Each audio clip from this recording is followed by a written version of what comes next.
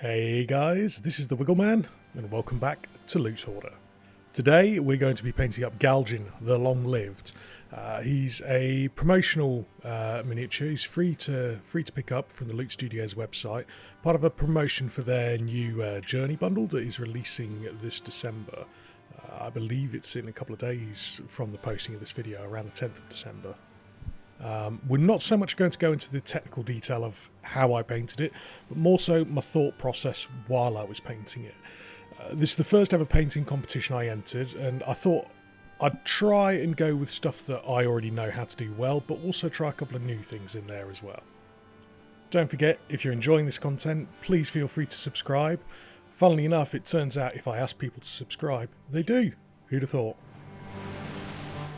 So getting down into the nitty gritty of it, currently I started off just establishing the flesh tones. What I initially envisioned when I started painting this model was that I wanted there to be kind of an object source lighting coming from his pipe, as if, say you see in a movie, someone's taking a puff of a cigarette and it illuminates one side of their face. That's kind of the effect I was going for initially, and I think I hit that pretty well with the flesh. However, throughout the entire project I did go back and tweak it a little bit more until I was fully satisfied. I also wanted with this project to have the majority of the base colours, the base layers, done with Army Painter's speed paints. Now I know they've had issues with speed paint reactivations, but throughout the entire project I didn't have any such issues.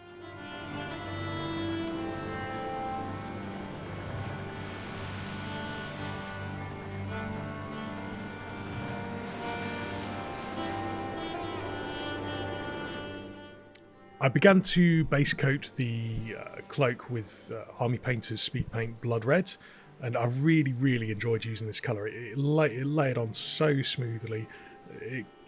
There was no splotchiness, no patchiness. It was just a really easy fun layer to put on. For the bottom half of the cloak, I actually mixed a 50-50 mix of the red and the purple speed paints.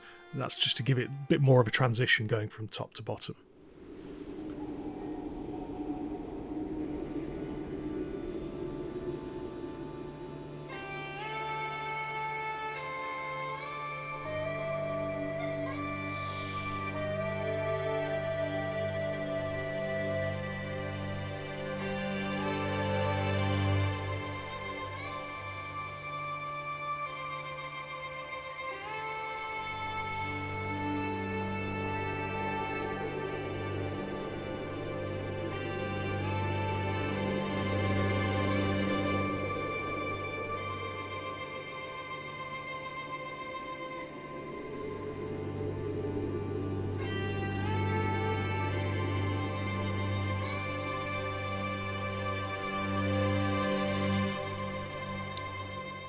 With all the speed paints dried out and fully cured, it's on to highlighting the details around the model. To begin with, I actually did this off camera. I added some pupils in. I'm terrible at 75mm eyes, and that is one thing I do feel like I need to improve on. One thing I felt I let myself down a little bit with the final result.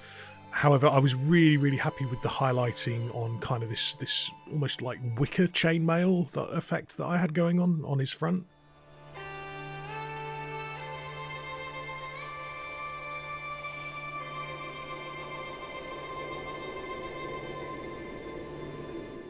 Also, something to help the model stand out a little bit more against the probably 10s, 20s, maybe even hundreds of other entries, I wanted to paint all of the little runes around the trim of his cloak in a metallic colour, just to make them pop out a little bit more. The Vallejo game colour metallics are actually pretty nice, pretty fun to use.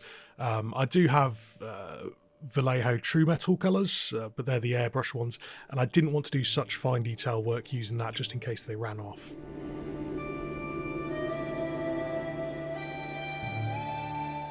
You might have noticed that my setup's changed over now at this point of the video. I actually decided to do a painting live stream, and thank you for those coming out, who came out for it. You know who you are. It was good fun. We painted for about an hour and a quarter. And again, if you subscribe to the channel, you can come and join in on the painting live streams as well. Come chat, ask questions, chill out, listen to some music.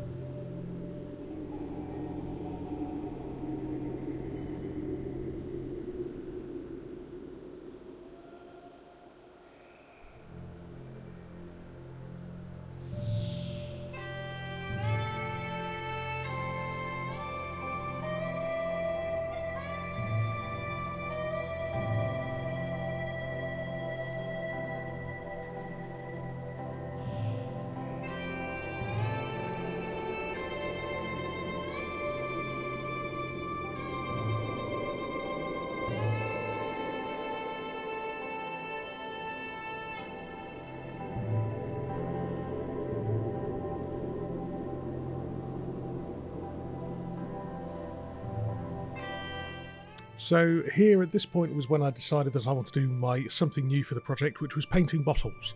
I have, in 10 years of miniature model painting, never painted a bottle. I've always been scared of them, and I thought I'd bite the bullet, have a look at it, and it turns out it's just a very similar thought process to painting gemstones, where your highest point of light, your brightest colour, is generally going to be where most of the mass is, where the light all focuses down to, so it's usually going to be at the bottom of the bottle.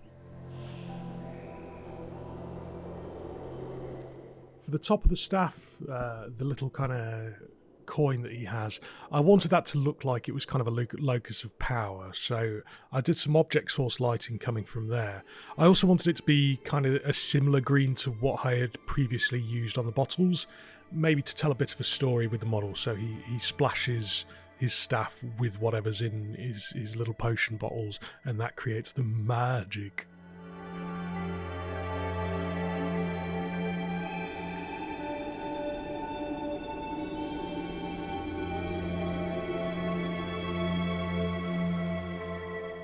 We're coming up to the end of the model now. Once again, I'd just like to say thank you everyone who's been subscribing recently, and if you're not, please do so if you enjoy the content. I want to say good luck to the entrance to the competition. The final result of that will be on the 10th of December. There's some fantastic entries. I'm not expecting to even be in the top 3, but it was a fun process and it was a fun learning experience. Thank you for watching. See you again soon. Goodbye now.